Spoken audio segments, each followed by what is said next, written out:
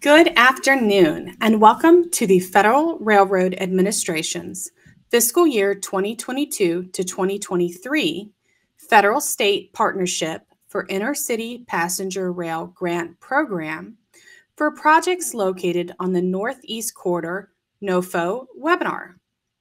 Before we begin, I would like to take you through the items you see on your screen. The PowerPoint presentation for the webinar appears in the top left window of your dashboard. If you have problems viewing the presentation slides, ensure that you are not using a web browser to view the webinar.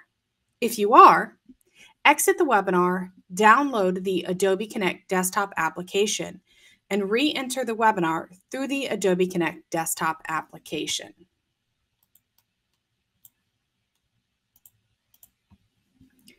In the troubleshooting tips pod at the bottom left of your dashboard, or it's also called the troubleshooting notes pod, are some internet, network, video, and audio troubleshooting steps to ensure that participants can both hear and see the presentation. Next to the troubleshooting notes pod is the web links pod, which contains links to useful resources related to the Fed-State Partnership, NOFO.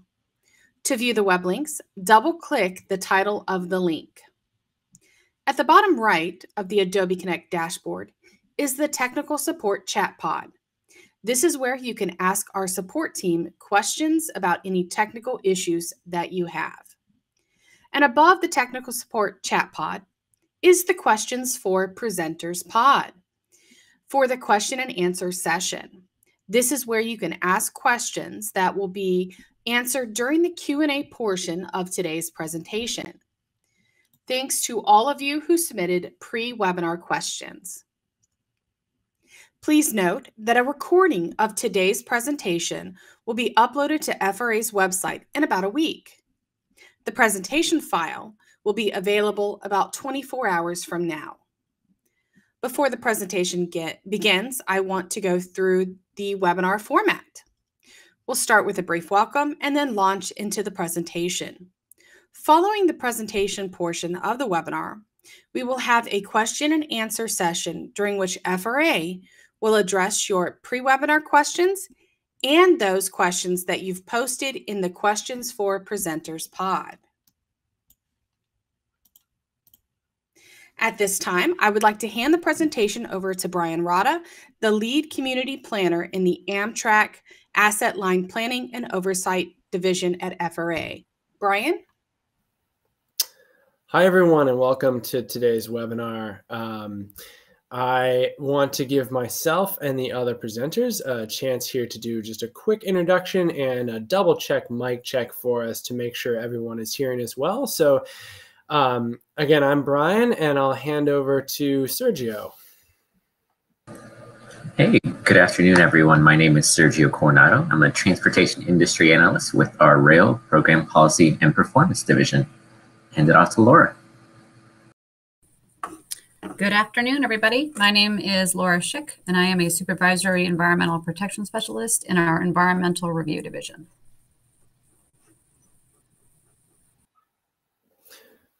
Okay, thank you, Sergio and Lauren. At least for me, you both sounded great. So I think our sound is going well.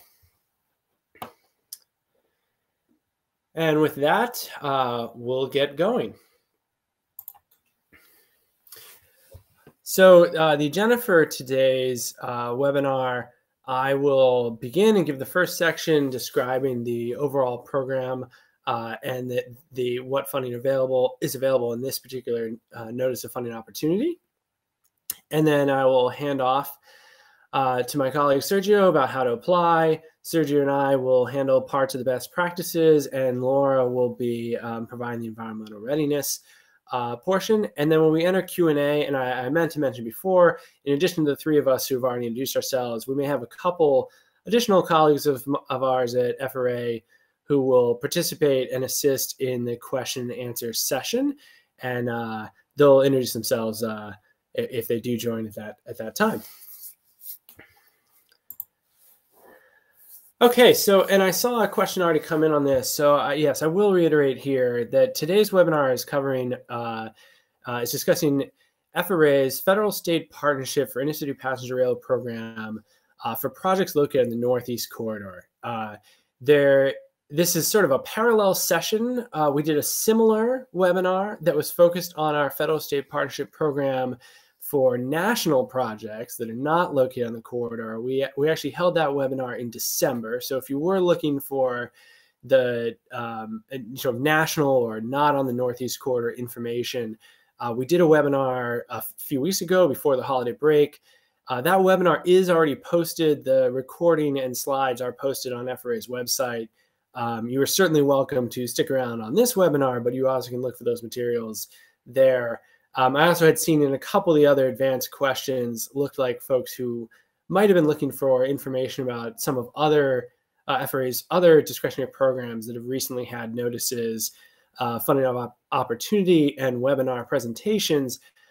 Any of that information is available on our competitive discretionary grants page and on our webinars, FRA's webinar pages, which should be in the web links pod that you see below. So just wanted to reiterate, today's discussion is just going to focus on the Northeast Corridor portion of this the Fed State Partnership Program.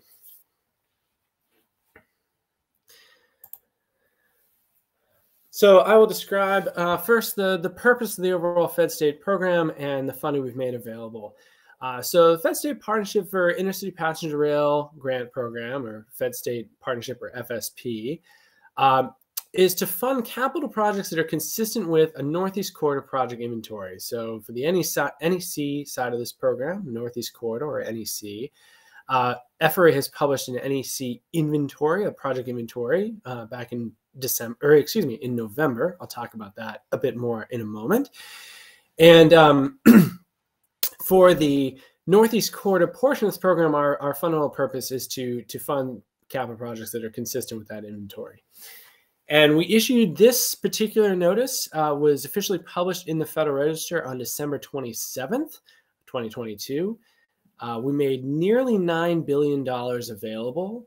That was combined for fiscal year 22 and fiscal year 2023 supplemental advance appropriations that Congress provided under the bipartisan infrastructure law, and also some money from fiscal year 2022 annual appropriations that had already been made available. There's a 90-day application period, which means that applications responsive to this NOFO will be due at 5 p.m. Eastern Time on March 27th of 2023. And as we usually note, we do allow concurrent applications. So if you have applied if there's a project you're considering applying for here that that was eligible or you applied for in other federal programs, we note a couple here, like FRA's CRISI program or the Office of the Secretary's RAISE program. You are allowed to also submit that application to this program. We just ask that if you do so, you tell us that you're doing that, and tell us on the cover sheet of the application any other programs that you have applied to. Resubmissions are also allowed. So if you have applied in the past for a federal state partnership grant for a project that you're considering and you did not receive it in a prior round, you are welcome to resubmit that application in responding to this NOFO. So I want to note, since the last time we issued a NOFO under the Fed State Partnership Program, we did have changes to the underlying law and authorization through the bipartisan infrastructure law. Most significantly, I already hinted at, the selection criteria for Northeast Corridor projects has changed and now hinges on and is connected to the publication of the project inventory that I had just mentioned before, and I'll discuss more in a coming slide. We did publish the inventory, and here you see the link. The link is also in the web links below to FRA's page where we publish that inventory on our website.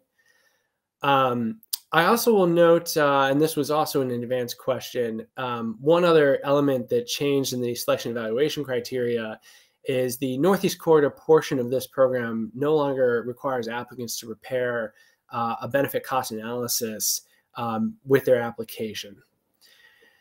We also received under the bill a new tool called phase funding agreements that allows the secretary to enter into multi-year funding agreements for a project under certain circumstances, which we do describe in the NOFO.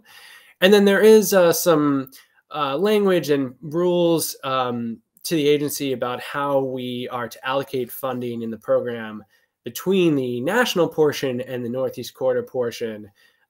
This describes some of that, not too much for you all to have to keep track of. You can just know that in this particular NOFO for the NEC, we've made almost $9 billion available for projects located on the Northeast Corridor. So I will talk about the NEC project inventory, a unique feature for the NEC side of this program. As I noted before, we published our first inventory 1 year from the date of enactment of the bill. So we published this inventory in mid-November of 2022. And the inventory has a few key features. So we used it to determine the funding needs and allocations for Northeast Corridor projects that had identified that they had planned project activities in the upcoming 2 calendar years. So this year, 2023, and also into next year, 2024, as the inventory covers a 2-year window of time. And then we also had some sequencing and ordering of projects in the inventory. And we ordered into 2 primary buckets. A first bucket that we called the bucket 1, and it had all the major backlog projects, which are generally consist of large bridge and tunnel projects up and down the Northeast Corridor. And then a second bucket that captured kind of everything else, the capital renewal, stations, and improvement projects, with a priority identified within that group for projects that are in or beginning their final design or construction life cycle stages. We also indicated that we would allocate a small portion of funding to advance a handful of planning studies that were noted in the inventory. And I'll mention this in a few locations probably in my presentation, but the inventory, I believe, is about 70 projects total that were listed on that first inventory. And we are making selections consistent with the inventory here, but we also are only going to be able to select a project if we actually receive an application for it. So the inventory functions as a kind of guidepost. So if you have a project that's listed on the inventory, you are welcome to submit an application for it. And we will only consider those projects where an application is submitted for awards. And then you note the last note on the slide here, the inventory did make, as I said, it determined funding needs and then presented potential allocations to projects over the 2-year period. But those allocations, as shown in the inventory, are not themselves commitment selections or obligations of federal funding. Our legal selection of any projects and award of funding will follow this NOFO and the review of applications in response to this NOFO. So the inventory is a guide, but it does not mean that every selection will be exactly what is described in the NOFO. Amounts or scopes or other changes to projects may occur through the application review process. Now I'm going to walk through the key features of program eligibility, which consists of applicant eligibility, meeting the minimum requirements for non-federal match, and having an eligible project. And I'll go through those 3. So the list of eligible applicants is largely the same. If you were familiar with the Fed-State Partnership Program in earlier rounds, it's largely the same as it has been in the past. The only new applicant that was added in bill is the addition of federally recognized Indian tribes as potential applicants. I know in the Northeast Corridor, many of the agencies here with projects and folks who have projects identified in the inventory have successfully applied for the program in the past, so I won't dwell on eligible applicants. I think many of you know, whether you are Amtrak or a state or a group of states, et cetera. We do have the note there that if some other private sector firm was planning to be involved in an application, you can include them as a partner on an application, but they could not be a lead applicant or project sponsor.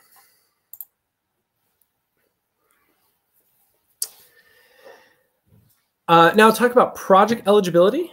So in the Fed State Partnership Program, we have the following types of projects eligible. So any project that replaces, rehabilitates, or repairs infrastructure, equipment, or facility that's used for providing intercity passenger rail service with the purpose to bring those assets into state of repair. Also projects that improve or upgrade intercity passenger rail service performance, with a number of examples here of the types of improvements that would be possible, such as trip times or expanded capacity, or a range of other improvements. A new authority authorized in bill, which is a project that would expand or establish new intercity passenger rail service. An expansion could mean extending the geographic territory, extending to a new station or two on the line, or adding a new station along the line, or adding frequencies to a route. And while likely not as relevant in the Northeast Corridor context, the establishing new intercity passenger rail service would be establishing intercity service where it currently does not exist, whether on a rail line that already exists or in a greenfield, totally new corridor development. And as is the case for many projects, I would anticipate will be a mix of the eligibilities above, which is perfectly fine. We can have a group of projects or you can have a project that both replaces and rehabilitates as well as improves intercity passenger rail performance. And then any of the project planning, environmental studies, or up through final design for a project or group of projects is also eligible to be advanced here. I'll note a couple definitions related to projects below. The capital project definition here is relatively broad.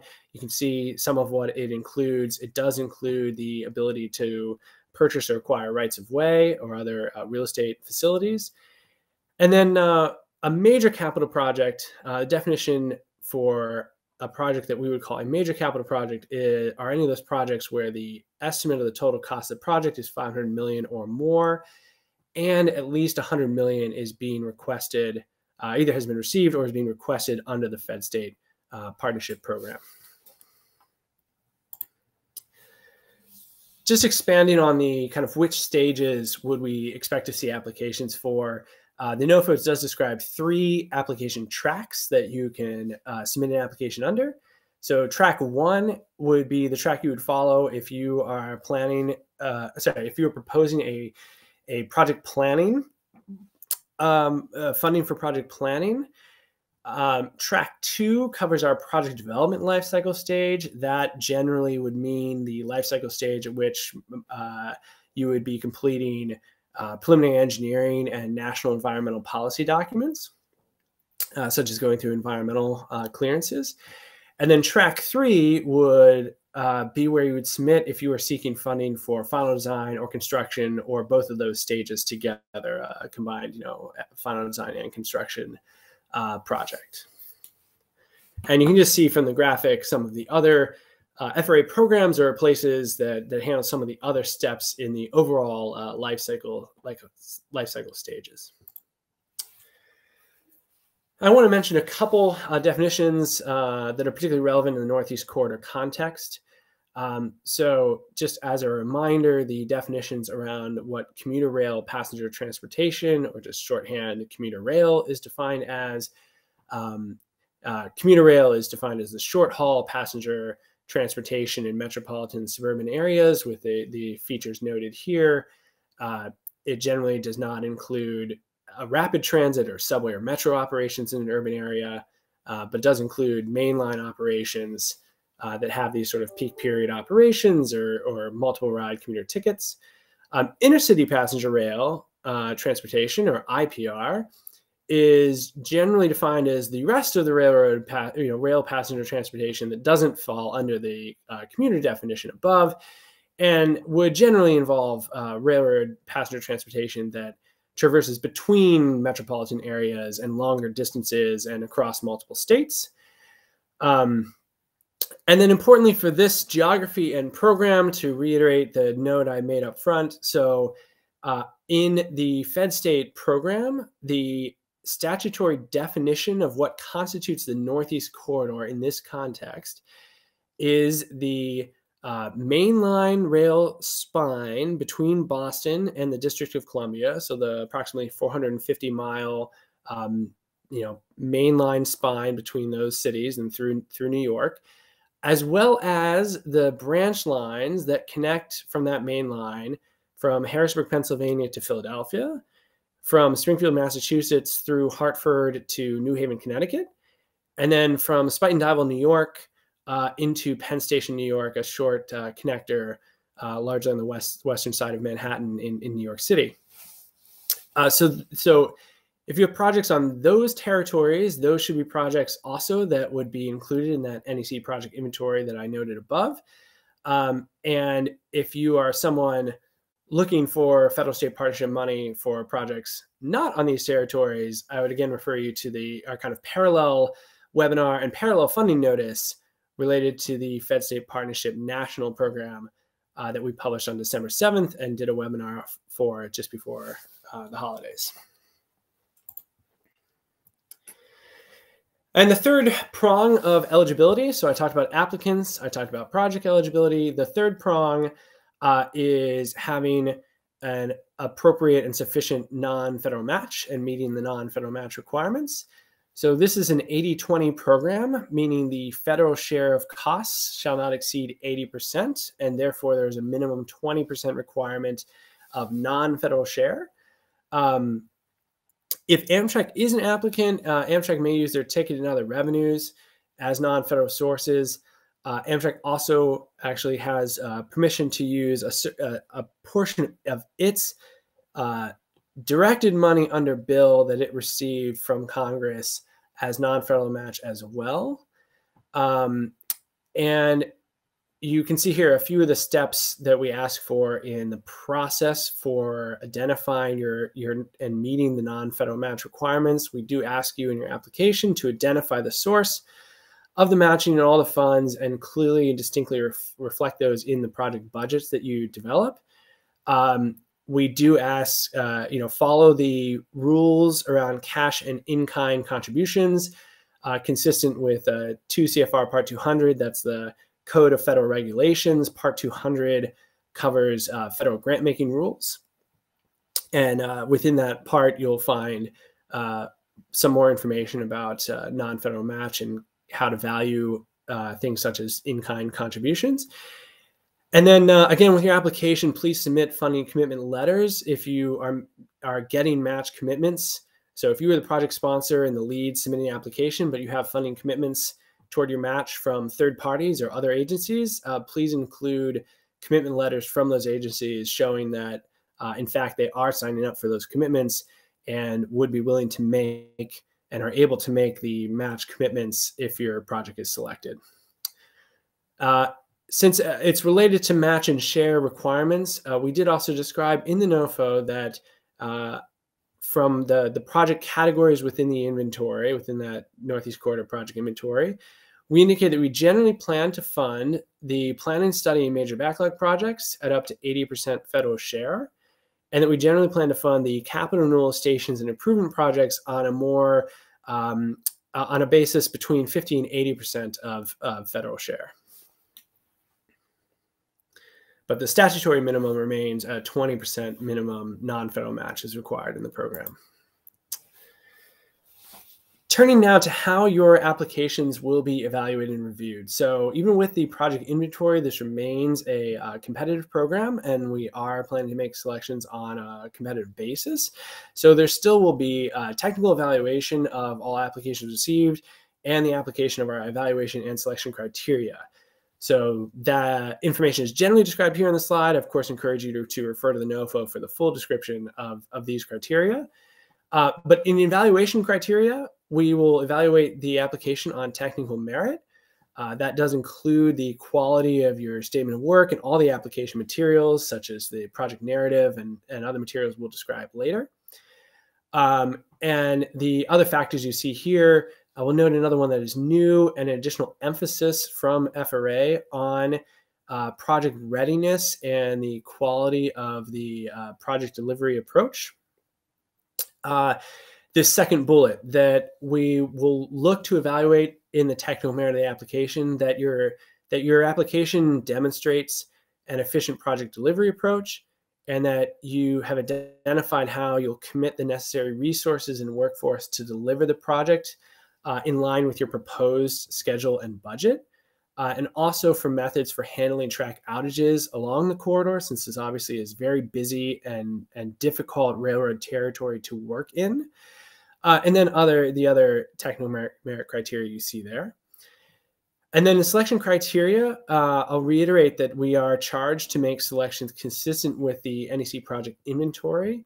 Now, we recognize the data feeding into the inventory is already a few months old, and the publication itself is already now almost 2 months ago. And applications will still be submitted a couple months from now.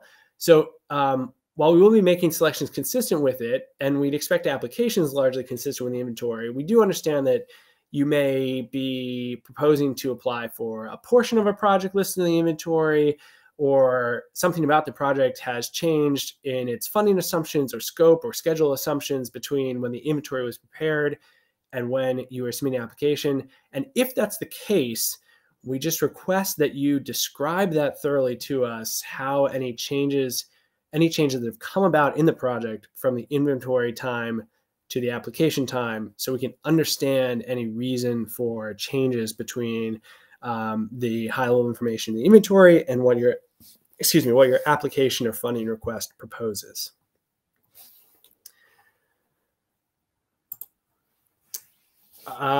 Also within the selection criteria, our selecting officials will look at the key departmental objectives. These are fully described in the NOFO, but you can see some of the key priorities of this administration and the department, and we would look for you to describe how your project proposes to address these objectives. And, of course, certain projects might be more focused on one or two of these than all five.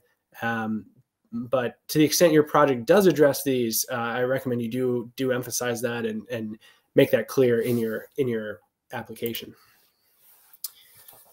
Just a few other notes on program requirements. This is a program that's subject to FRA's Buy America rules, and that includes the new requirements that were enacted in the Build America, Buy America Act. And you can see some of the cases where Buy America applies and the types of materials that it applies to. And we do note if for some reason you are considering or you believe your project would require a waiver from various Buy America requirements, that you actually prepare and submit a domestic sourcing plan as part of your application. I'll very briefly describe that on this following slide. If you were to seek something like a waiver on that, you should detail the extent to which any of the systems you would be covering by the waiver are going to be imported, and the extent to which any of them could be sourced domestically, and then see how over time you could make use of additional domestic sources for the maintenance and replacement of any additionally imported goods. Finally, other requirements and restrictions within the programs. We do have a note there on pre-award costs, but I'm going to emphasize just a note about shared benefit projects under this program. So we know in the Northeast Corridor that many of the projects, in fact, I think most of the projects listed on the NEC project inventory that FRA published, are projects that provide shared benefit to intercity passenger rail in the corridor as well as commuter passenger rail in the corridor. And we'll just note that FRA in this program, we are prohibited from providing grants to any sole benefit commuter rail passenger transportation projects. But we are allowed to provide funding to shared benefit projects, and we do intend to and expect to. We do note, though, that our primary intent is to make reasonable investments in IPR, and that many of those projects may be located on shared corridors where commuter or freight rail, in fact, also benefit. And we ask you as an applicant that when you're applying for a shared benefit project, you ensure that you describe to us how your project directly benefits intercity passenger rail, and justify why it would be a reasonable investment in intercity passenger rail, independent and separate from the rest of the project benefits. We do not want you to ignore the rest of those benefits. We do ask you to describe the total and entire benefits of your project, but we, to the extent practicable, to describe and separate out and describe the IPR benefits and justify it as a reasonable benefit in IPR. We have historically, including to a number of Northeast Corridor stakeholders, we have provided grants under this program to commuter and transit agencies when they have demonstrated that the project they're proposing have that reasonable IPR benefit. And with that, I'm going to hand it off to my colleague Sergio to go through some of the NOFO process and how to apply. Hey, thanks, Brian. Thank you, everyone. So again, I'll just cover a couple of basics. I'm sure many of you are already familiar with the term. We've thrown it around a lot today. But for those of you who don't know, NOFO stands for Notice of Funding Opportunity. It essentially announces a grant opportunity to the public. And so what I'll be doing in these next couple of slides is just covering some key components of the NOFO, where to find it and how to generally apply, as well as our general process for evaluation. So kicking it off with some key parts, we obviously have the program summary, which Brian already covered, as well as, some key dates, which are, of course, those application deadlines, very key to keep in mind. Addresses for ourselves, our staff, in case you have oversized design files you need to mail, which you can't upload directly. You can always mail those to us. Of course, it's limited to oversized documents. FRA contact information in the event that you have any questions or concerns regarding the program. Obviously, our contact information will be available at the end of this presentation as well. And just, generally the table of contents of the NOFO, the program description, federal award information, how much funding is available, eligibility information, which Brian touched on, application submission information, application review information, and those other points there. So let's go ahead and dive into it a little further. Starting with where to start. Obviously, to find the NOFO, you can always head to our FRA Competitive Discretionary Grants Program webpage. There you'll find links for not only our Federal State Partnership NEC NOFO, but the other NOFO, which is open right now, which is for projects located off the corridor as well, referred to as FSP National. But you can go ahead and click the link to access NEC NOFO. That will bring you to the Federal Register page. From there, you'll find obviously the key components of what to do, where to apply, and how to apply. Again, I just want to highlight that application deadline because it is so important, that being March 27th, 2023, 5 p.m. Eastern time. Again, when you need to actually head to grants.gov, the best information you can take from this page is that assistance listing number, which is located right there in the red. That's 20.326. You take that number, you head to grants.gov. You can go ahead and throw it in the CFDA section, click search, and that will bring you to the actual opportunity number to see the synopsis. You go ahead and click on the link. You'll see two options there. Obviously, this will bring up the national program as well, so just make sure you're selecting the Northeast Corridor version. From there, it'll bring you to the synopsis page, which again contains basic information such as how much funding is available, the date it was published, and as well as the very important application deadline.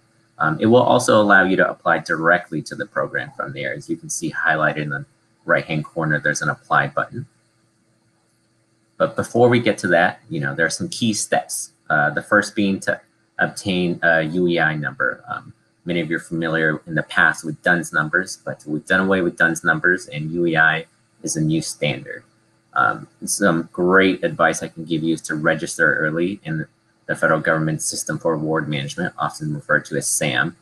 We've received notice on other discretionary grant programs that SAM registration can take up to 2 weeks, longer if you don't already have an employer identification number. Just so you're aware, we do not control or have the authority to expedite those renewal requests. As of December 6th, the average time to complete a manual review, otherwise known as entity validation, has been 13 business days. So it's really imperative that you go ahead and get this process started as soon as possible. Again, as I mentioned before, we don't have the authority to expedite any requests or deal with any SAM issues on our end. So it's imperative that you start this now. To begin with grants.gov, you also need to complete an authorized organization representative profile, creating a username and password, and of course, submit an application addressing all the requirements outlined in the NOFO. Now, as far as what to include in the actual application packet, of course, we have our very important project narrative. This is going to describe your project, the benefits, the technical merits of your project, the statement of work, which is a 4-component document, which includes the scope, the schedule, budget, and performance measures, environmental compliance documentation, whether that's a CE, your EISs, your EAs, your draft use ownership agreements, often referred to as 22905 agreements, which we have FAQs available on our websites on how to draft these.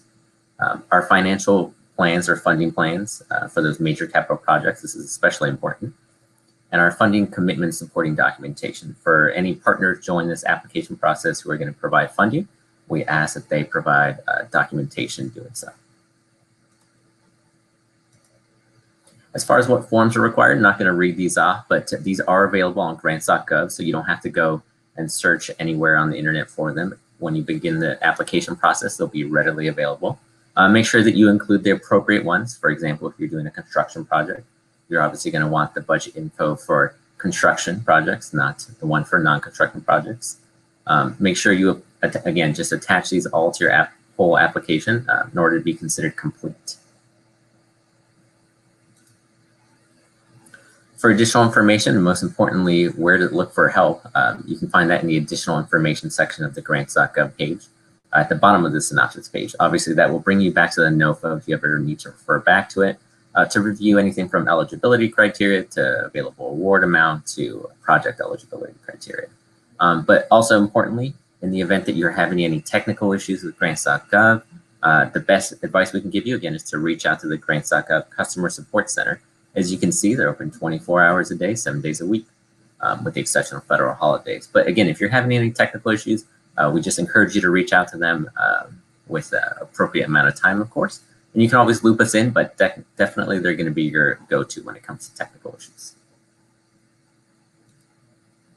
Now, to go over the application review and selection process and to really hone in on why your project narrative and statement of work are so important, I'll just go over the 4 steps here, starting with our intake and eligibility stage. This is where we're essentially making sure that your application is complete. So is your project narrative there? Is your statement of work there, including all 4 attachments? Again, those being the scope, schedule, budget, and performance measures. And are all the required forms there? In addition to that, we're going to ensure that your project and the applicant themselves are eligible according to the criteria in the NOFO. Once we check all these boxes, you get the green light to move towards evaluation. This is when we start to analyze your project narrative for the project benefits and the technical merits of your application and your proposed project. As well, looking at your statement of work, is your project feasible? Can it complete it on time and with the amount requested? That's why it's so important to hone in on these documents. And my colleague Brian will touch on some best practices for the project narrative shortly. But once we review your application, your project narrative, your statement of work, it moves on towards selection. This is where final decisions are made, taking account into those selection criteria that was outlined in the NOFO and that Brian covered earlier. How do your application, your overall project score against that criteria? From there, if your project is selected, we move to announcements. So FRA press releases are usually announced 7 to 9 months following the application due date, which again was that March timeframe. If you want some, you want this process reiterated in a more graphic format, we have a great tool that goes through the grant application process all the way from the SAM registration step, being step 1, all the way to the application of funds. That's available on our grants application process webpage. Again, a very helpful tool in case you need to go over this process again. So starting with best practices, I'll go ahead and hand it over to my colleague, Brian, again. All right, thank you, Sergio. So yeah, in the next chunk of this presentation, we are going to go through some best practices and suggestions around preparing your applications responsive to this NOFO. We always start by emphasizing you should read the NOFO completely and carefully. Even if you're familiar with the Fed State program in the past, you might have even been a successful applicant in the past. I do want to reiterate that the new infrastructure law did change some of our authorization requirements. So some of what we have described and some of what you need to prepare and submit has changed. And that is detailed in the this NEC notice. I encourage you to make sure you read that carefully and only submit what is actually required.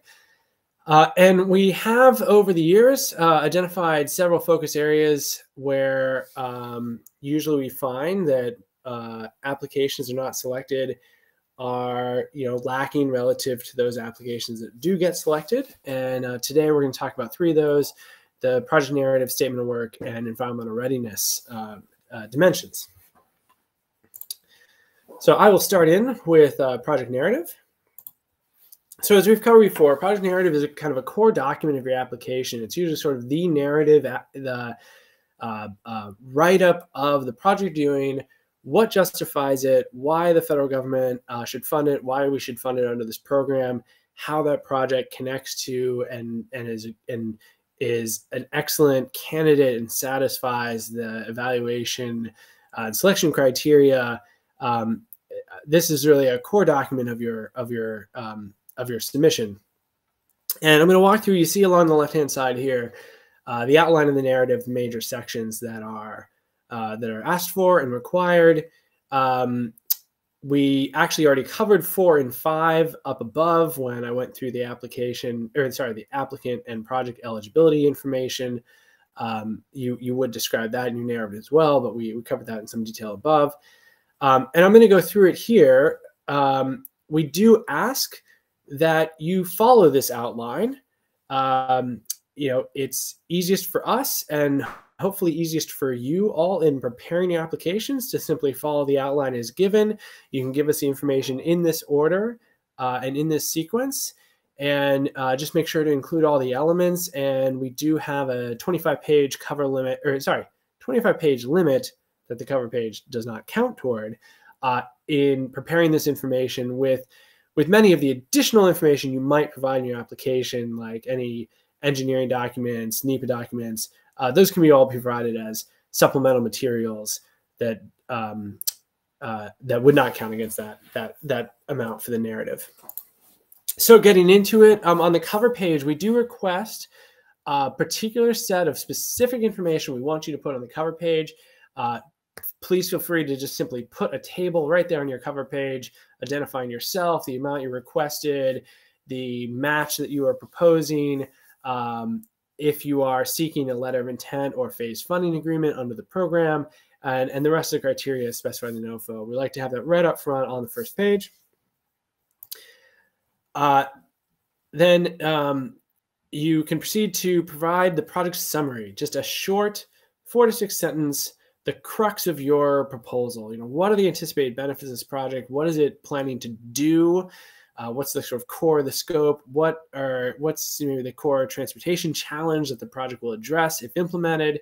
You can kind of think of this summary as your pitch. This is your pitch to the DOT secretary or senior official in the department. Say XYZ project is going to accomplish the following objectives. We then ask that you describe your project funding in some detail. You also will submit a project budget document, but within the narrative, we do ask that you describe the total funding being requested, get into more information about your sources of non-federal match and specify all those sources, the amount coming from public or private sector sources, any other limitations on the match, and describe, like, if you're, for example, proposing a final design and construction project that's seeking construction funding, we do ask that you make sure that cost estimate is the greatest and latest and based on your latest and most current information. Again, I'm jumping over the applicant and project eligibility criteria since we covered those in the first section, but you would provide a narrative statement about how you satisfy those criteria in your narrative as well. And then we ask for what for most people is probably the most expansive part usually of their narrative, which is the detailed project description, where you expand upon the summary and thoroughly describe the project, describing all the major scope elements, the range of the transportation challenges and benefits the project should provide or would address. Here is where you can start to provide supporting data and information about those benefits or the challenges and issues that the project is seeking to address. You can include photographs, diagrams, charts or maps that support that description and help to explain it. I will note we do ask that and we require that you identify in your description that you identify for the project location all the railroads that operate there. So who owns the railroad? So who's the host or hosts if the project spans multiple territories owned by different operators. So identify all the hosts, identify everyone who is a railroad operator at the location. So that includes passenger railroads and any freight operations that occur in the territory, and everyone who's anticipated to benefit, whether that is all just existing operators and carriers, or if it would be existing plus some future operation made possible by the project. And in the Northeast Corridor, we do ask that you demonstrate both that your project is linked to and consistent and identified on the NEC project inventory that FRA published in November, as well as just consistent with the NEC planning documents. That means the Commission's long-range plan published by the Northeast Corridor Commission called the NEC Connect 2035, and then also the Commission's 5-year capital plan document, their 5-year capital investment plan, which was most recently published in October of 2022. We do also ask that you describe the project location in some detail. You can read here some of our suggestions. We do ask that you include geospatial data about the project. You can provide the railroad mileposts and along with the project description, providing a map or maps of the project location area where this project would occur. And while not as relevant in much of the Northeast Corridor territory, there are some places where there are highway rail grade crossings. And if your project happens to involve highway rail grade crossings and impacts them, we do ask you to include the DOT grade crossing inventory information and the information requested here. And then this also, I think, is one that is unique. The statutory criteria request here is also a sort of Northeast Corridor version of this. Again, we want you to include a statement in your application describing how your project is consistent with the most recently published NEC project inventory. And as I noted earlier on in the presentation, knowing that the data that fed in the inventory may be somewhat out of date by the time you're submitting your applications here in March. If there are changes and adjustments to the project or to your funding request relative to what the inventory had said, we ask that in that statement you describe what those changes are, describe any justification or reasons for those changes, so that if we are reviewing, we can understand why a submission might be different than what was presented in the inventory. And then if you have a shared benefit project, which I know a number of Northeast Corridor projects would be, it is required that you note for us and state that the project location, at the project location, wherever your project is located, that Amtrak and whichever commuter rail passenger authorities operate there are in compliance with the Northeast Corridor cost allocation policy. There's the statutory citation to that policy there. And then it is also required that you have identified the funding for the intercity share, commuter share, and local share of the project for the life cycle stage or stages you're requesting funding for. So if you're requesting for at the PE NEPA stage, you need to identify those shares, at least covering the PE NEPA portion of that project. If you're entering final design and construction, we would need the shares identified for the final design and construction stages. And then finally, we do anticipate and expect you in your narrative to respond in a narrative way to the evaluation selection criteria. So we do encourage and recommend that you yourself argue why your project meets the various evaluation and selection criteria that are identified in the NOFO and sketched out here in the checkboxes. And with that, I'm going to hand it right back over to Sergio. Thanks, Brian. So I'll just be going over some best practices for your statement of work. And really, the best advice I can give everyone is to really just follow the templates that we provide on our webpage, actually. There you'll find templates for the scope, also known as just a general statement of work, the schedule, the budget, and performance measures. As I mentioned earlier, it's a 4-component document. In order to be considered to have a complete statement of work, all 4 pieces must be part of your application. So when putting together your statement of work, make sure to just organize it into discrete and logically sequenced tasks. Think of your statement of work as just focusing on the scope of the project, whereas your project narrative focuses on the benefits. Identify deliverables required to communicate and communicate progress and completion of tasks to FRA. Check the budget to ensure your numbers are consistent with information submitted in other areas, such as your SF424, as well as the project budget section of your narrative. It's important to ensure consistency across all components of your application. And really, some of the best resources we can provide, again, is our capital cost estimating guidance, also available on our website, as you see through that hyperlink. We encourage you to utilize FRA's standard cost categories as a way to organize the scope, work, and budget. And again, this just helps ensure consistency among your project narrative, that statement of work. And you'll see BCA there. There's a couple of questions that came in. A BCA is not required for this program. So, you can omit that. That's just an error on our part filling it in. But, make sure it's consistent against your project narrative, your statement of work, and any other budget materials you may submit and send our way. So with that, I'll go ahead and hand it over to my colleague, Laura, who will cover environmental readiness. Thanks, Sergio.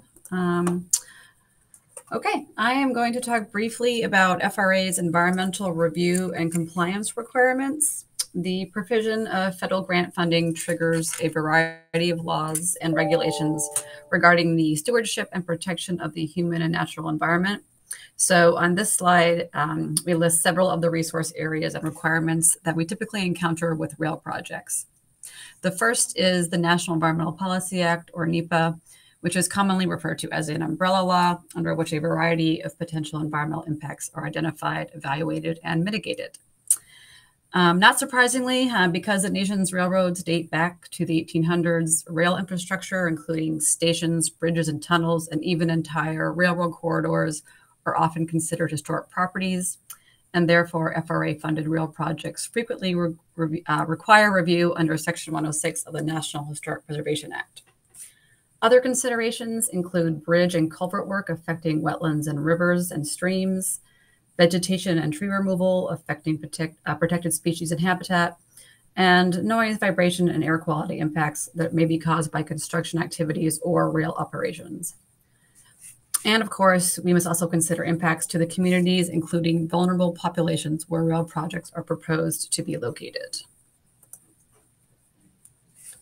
Next, I want to highlight some fundamentals that are helpful to know if you're applying for and receive a Fed-State partnership grant. The kinds of environmental information and documentation you're typically expected to provide as part of your application depend on which track, 1, 2, or 3, of the program that you're applying under, and I'll provide a bit more detail in the upcoming slides. One thing I wanted to highlight, FRA doesn't necessarily have to start an environmental review process from scratch for every project. We may be able to use relevant information that was previously prepared for other projects in the area or for other agencies. So if you have existing documentation or information that you think may be relevant for FRA's environmental review for your project, please include it with your application.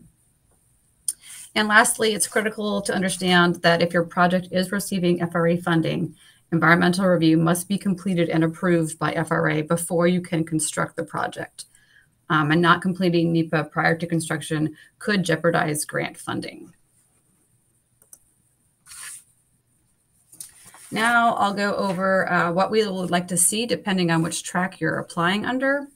Typically, it would be under track 2, where you would apply to receive a grant to use FRA funding for the actual preparation of an environmental review document and the associated environmental analyses. So if this is what you're interested in seeking and using grant funding for, it's still helpful to provide as much detail as possible in your application to help inform the level of effort that will be needed to perform those reviews and ultimately produce a NEPA decision document under the grant that would enable your project to move from track 2 into final design and construction, or track 3 in the future. Under track 2, depending on the scope of your project and potential for environmental impacts, one of 3 types of NEPA document will need to be prepared. These are a categorical exclusion, or a CE, an environmental assessment, or EA, or an environmental impact statement, or EIS. Post-selection, FRA would make a determination on the NEPA class of action, and preparation of the NEPA document would become one of your deliverables in the FRA-approved statement of work. In a few slides, there'll be some websites and webinars where you can learn more about these 3 NEPA classes of actions. For track 2, depending on how much preliminary project information or project planning you may have already done, you may wish to go ahead and include a draft CE worksheet with your application, or at least identify the CE categories that you think may apply to your project. So you can read about FRA's CE categories at the links provided here. The majority of FRA grant-funded projects do qualify for a CE under NEPA. However, large-scale construction projects, or projects involving multiple alternatives, or projects involving a lot of public interest or controversy may require an EA or even an EIS. Now I'll move on to track 3. So you'd apply under track 3 if NEPA has already been completed or it's underway, and you're seeking grant funding for final design and construction of your project. So with your application, you'd want to provide a copy or a web link to the approved NEPA document or the anticipated date it will be completed if it's underway.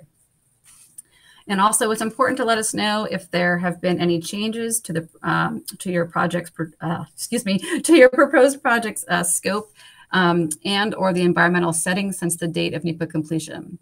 If you have an approved NEPA document that's 5 years old or more, or environmental conditions have changed, or your project scope has changed, FRA will likely have to do an evaluation of the existing NEPA document to determine if it's still valid or if supplemental environmental analyses will be necessary.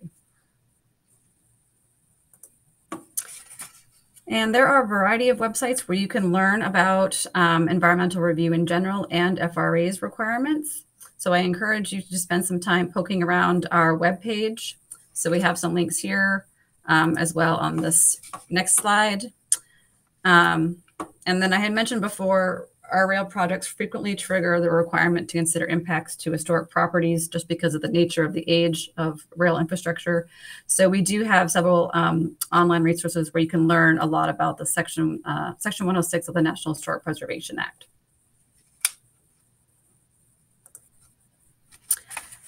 And let's see, I think lastly, yeah, we have actually delivered several webinars about our environmental review processes and requirements, go into much more detail than I have today. So these have been recorded and they are posted on our website. So I encourage you to watch them, especially if you haven't received any or many federal grants in the past. We also have an email provided on a previous slide where you can contact us with any questions you may have about FRA's environmental review requirements. And that is it from me. Thanks. All right. Thank you, Laura. So this is Brian again. I will just quickly do the few recap and reminders, and then we'll get into the Q&A. And so if you do have questions, I see a lot of people adding them in. Feel free to continue adding those in the questions for presenters pod.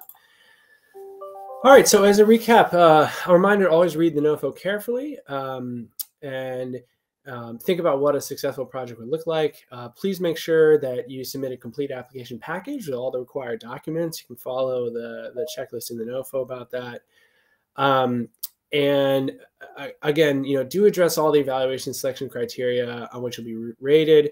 And I encourage you throughout in preparing your narrative and elsewhere to be as clear and direct in responding to the criteria as you can. You do not need to be, you don't have to be extra fancy about it. We actually would prefer to make it clear and readable and straightforward in your application. It's easier for us to evaluate and understand.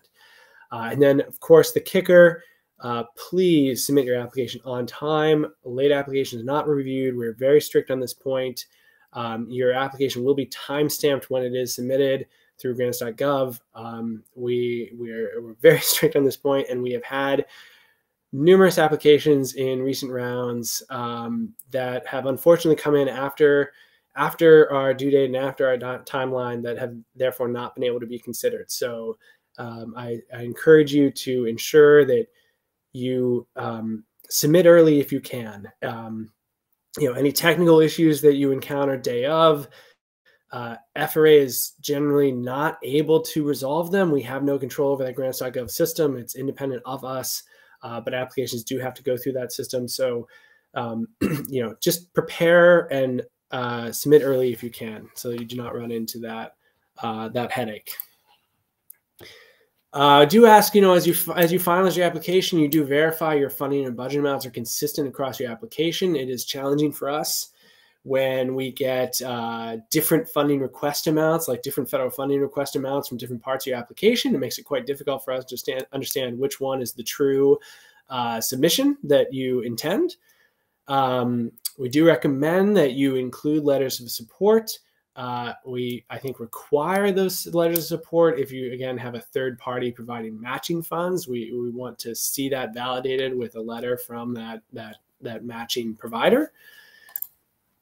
And then just as a reminder of our general timeframes for processing here. So if you are fortunate to be selected for award, we would enter a pre-obligation period with you where FRA's professional staff would reach out to you and work with you to finalize your grant agreement documents, like updating scope, schedule, and budget information, establishing performance measures, reaching terms and conditions, and satisfying and ensuring that all NEPA requirements are complete.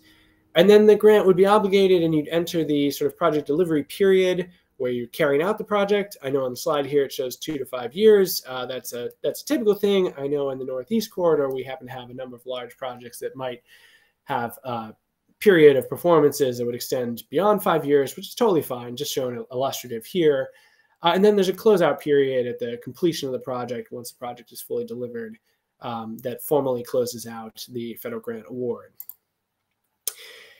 And a reminder for you, this is not the last time you will hear from us about the Fed-State Partnership Program this winter. Since we have both NOFOs out on the street right now, we have 3 additional information sessions upcoming. The first one next week, and then the following week, and then 2 weeks after that. 3 information sessions for everyone in the Fed-State Partnership universe. So these are intended to be applicable to all of you, the Northeast Corridor audience, as well as the national audience. The one next week will dig deeper into eligibility requirements and host infrastructure agreements and relationship with the Corridor ID program, which is largely a national portion of Fed-State element, but you are certainly welcome to attend that session. And then in 2 weeks, we'll have a deeper dive into major capital projects. Again, those are those projects of a cost $500 million or more, or that would be requesting $100 million or more. So I encourage you to join that if you are contemplating a major capital project.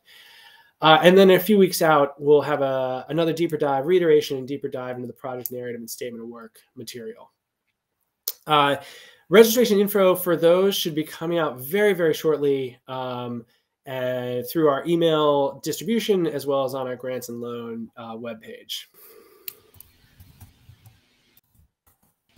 All right. Thank you all so much for joining us today for the fiscal year 2022-2023 Federal State Partnership for Intercity Passenger Rail Grant Program for projects located on the Northeast Corridor NOFO webinar. A recording of today's webinar will be available on FRA's website in the next week. The webinar will end in 20 seconds, so please take this opportunity to copy or screenshot the contact information you see on the screen. Please note that we will email all web links to you after the webinar. The PowerPoint presentation will be uploaded to the FRA's website in about 24 hours.